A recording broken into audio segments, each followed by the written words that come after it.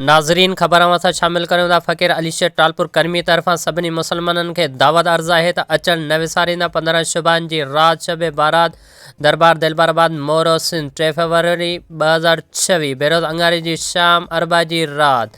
हलो हलो दरबार दिलबराबाद मोरो सिंध अचनि न विसारींदा दरबार दिलबराबाद मोरो सिंध 3 फरवरी 2026 बेरोज़ अंगारी जी शाम अरबा जी रात। 15 शबान जी रात टे भेरा सूरत यासीन जी तिलावत करे उन्हें जे उम्र में बरकत पौंदी उन्हें जे रिज़्क में बरकत पौंदी उन्हें जो आफतों मुसीबतों दर्द मुसीबतों रब्बुल्लाह टारे छॾींदो।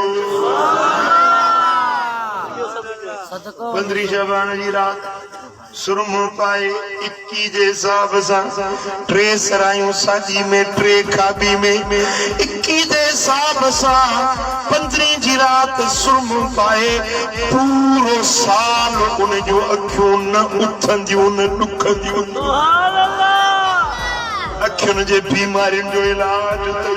सुभान अल्लाह सुभान अल्लाह। 15 शबान जी रात बेर जा 7 पन पानी में बरकाए उन्हें पानी सां वेंझे उन्हें ते न जिन्न जो असर थींदो न जादू जो असर थींदो।